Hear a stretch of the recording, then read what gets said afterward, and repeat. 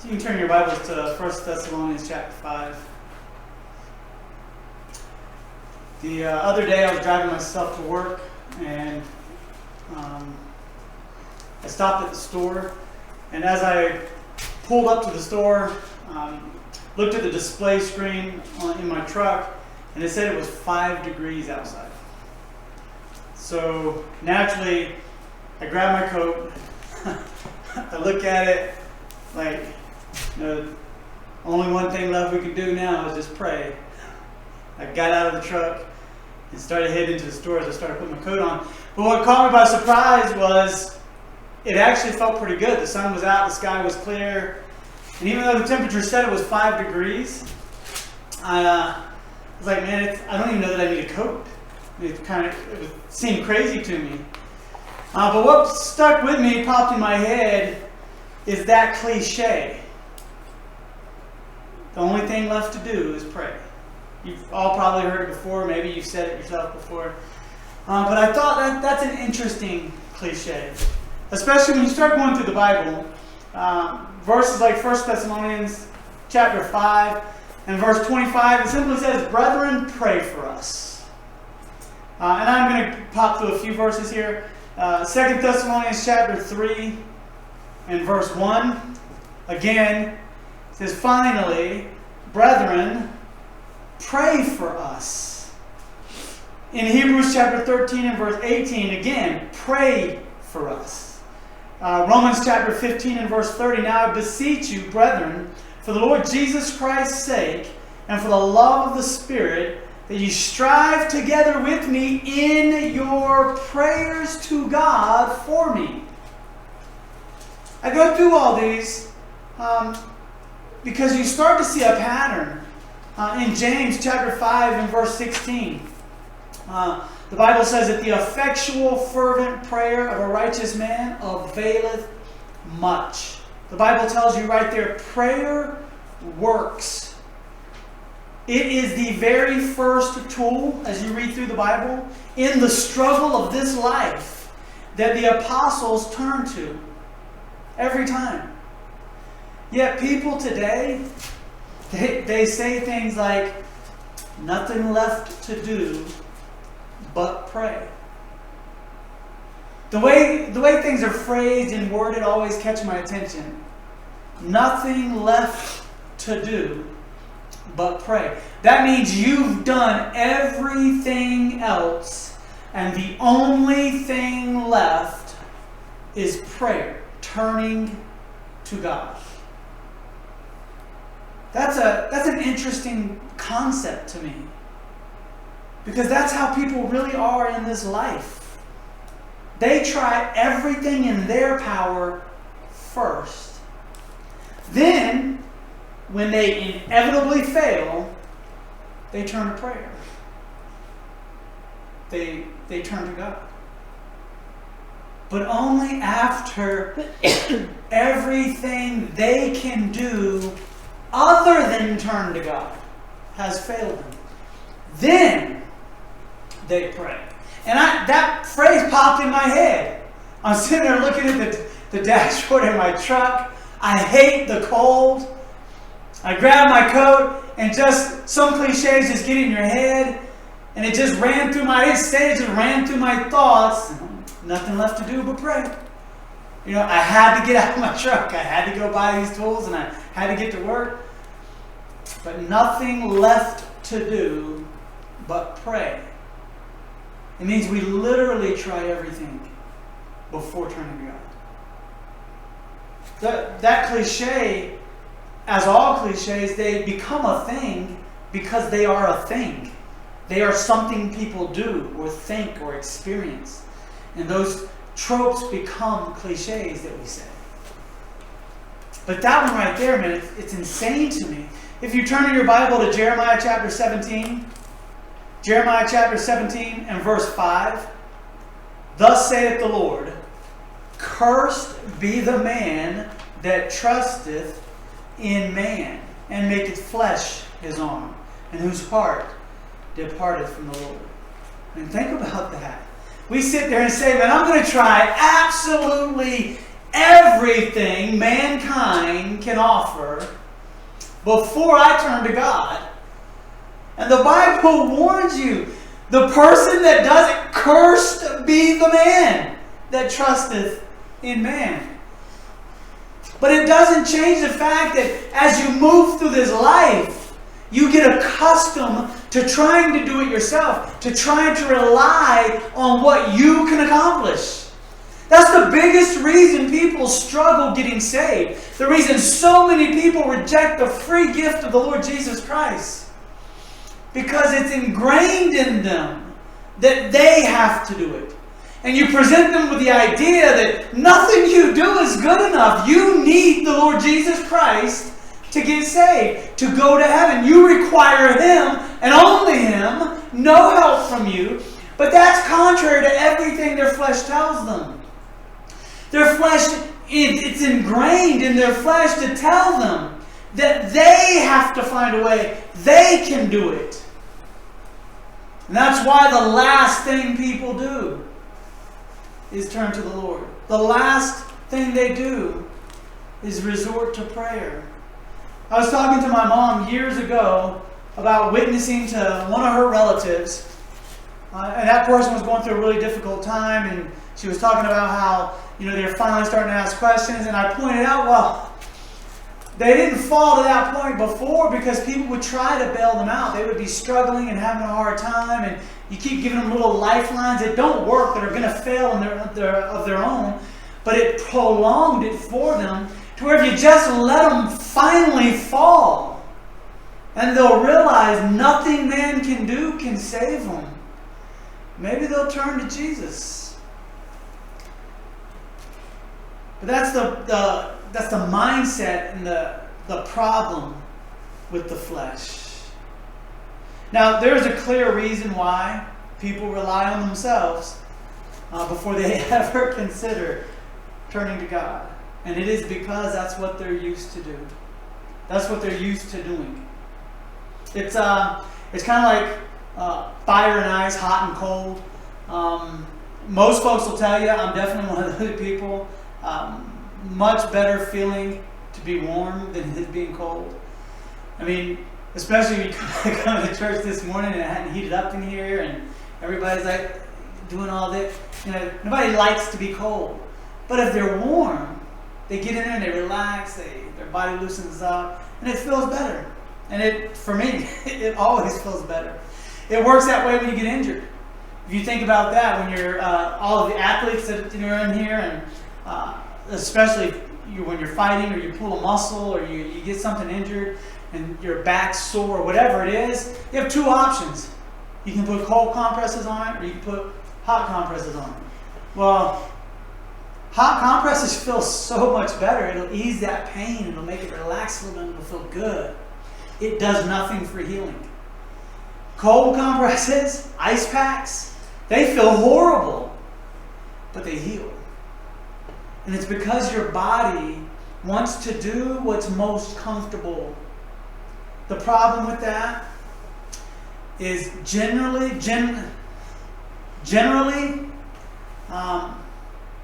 because it feels good, it doesn't mean it's helping. And because something's hard, doesn't mean it's hurting. And that's what your flesh doesn't quite grasp. Doesn't understand that. When I stopped at that store and it was only 5 degrees, and that 5 degrees felt fine, it wasn't bad.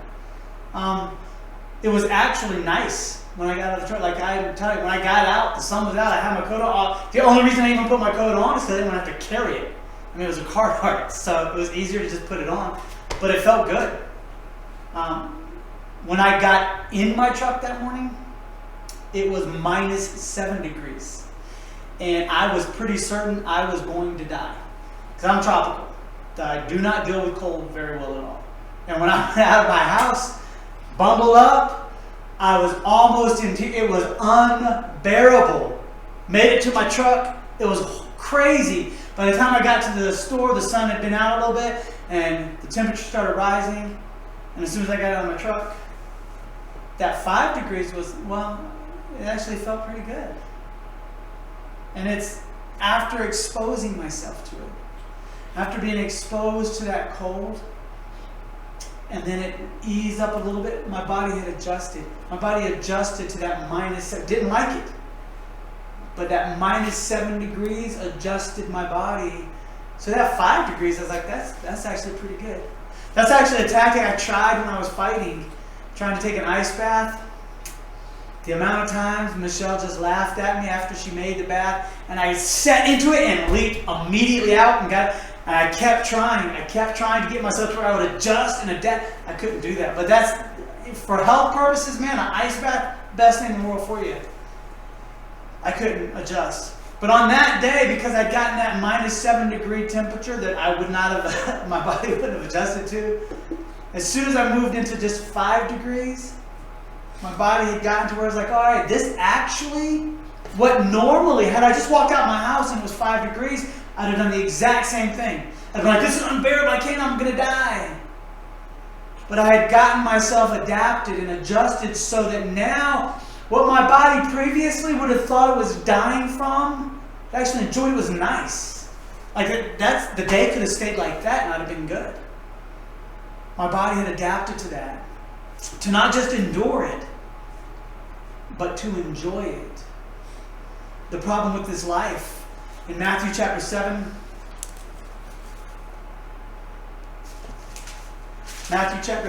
and verse,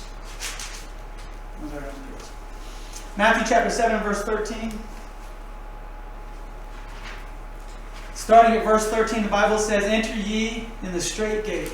For wide is the gate, and broad is the way that leadeth to destruction, and many there be which go in thereat. Because straight is the gate, and narrow is the way which leadeth unto life, and few there be that find it. You see, as you move through this life, the right path is going to be harder to walk. The right thing will be harder to do because your body's not accustomed to it. The easier path, what feels better, is usually the wrong way. That was one of our training tactics when we were training fighters at the gym. We would tell them, whatever your natural instinct is to do, almost certain it's wrong. You have to condition your body, train your body to do the right thing, because by nature your body wants to do the wrong thing. Always. It wants to go in the wide, broad gate. Just getting a fighter to hold their hands up when they're fighting, that takes effort, it takes work. So much easier to sit here like this.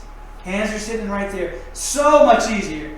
That little bit of distance, when there's any fatigue that hits you, is the hardest thing to do fighting. This right here is so easy. That's so wrong. Everything your body's trying to tell you to do is usually wrong. And initially, the right way, it will be resisted by your flesh. Initially, because you can adjust, you can adapt, you can get your body to learn to move through it. You can adapt to that -7 degrees so that 5 degrees, what normally would have been unbearable, feels pretty good. It's like going to church. So many young Christians, so many new Christians, they call on the name of the Lord Jesus Christ, ask Him to come into their heart and save them. They put their genuine faith and belief in the Lord Jesus Christ and the sacrifice that He made on that cross. And the Lord saves them. And then He starts drawing at them, saying, hey, listen, you need to get in here. You need to hear the truth preached. You need to get in some fellowship. You need to strengthen, endure. It's because you need to get your body accustomed and adapted to serving God, to trusting Him and not this world. And their flesh resists. It's like, oh, you know what? Well, I don't have to go to church, and I don't actually have to go to. I can just read on my own. They never do. But they say, I'll just read on my own. I'll just study, and I'll listen to a tape while I'm driving. And how old I am? A CD, or that's old too, I guess. An MP3 while I'm driving or something. You know, that they'll do those types of things. But the problem is that it never adapts your body. It never gets your flesh to adjust. For me, I can't fathom not being in church on a Sunday morning. People that manage to do that, I don't understand. But my body's adapted to the point now, it's not that -5 or -7 degrees is killing me. It's now that at 5 degrees, it feels pretty good. Now church feels good. Hearing the brothers and sisters in Christ sing praise to my Lord Jesus Christ, seeing my grandchildren dance and sing glory to God, hearing the truth preached when I get the opportunity, fellowshipping with brothers and sisters in Christ, man, that feels good. But for that new Christian, man, that's so painful. It's so hard to do. And that will never change until they submit that flesh and get it to adapt and adjust. But if you do that, if you would endure the hardships, the difficult times, and some roads you're going to be on as a young Christian, some paths that you'll be on are going to be hard to walk. That straight and narrow gate, it's a tough one to get into. But once you adapt to that, it becomes joyful. But initially, that's going to be hard. But if you'll just plow forward. And that's why the Lord Jesus Christ said it that way. In Luke chapter 9, verse 62, the Lord Jesus refers to that. He says, "No man having put his hand to the plow and looking back is fit for the kingdom of God." It's because your mindset should be, I'm going to put my hands on a plow. That's work. That's not a nice, easy, carpeted path. It means there's all kind of growth in front of you that you've got to plow through. But if you don't put your hands on that plow, keep your eyes forward and plow forward, you will never get a clean path to walk. That's why he tells you, anybody, keep looking back at that old life. Looking back at what your flesh wanted to do. You'll never move forward. And you'll never get that clear path to walk on under your feet.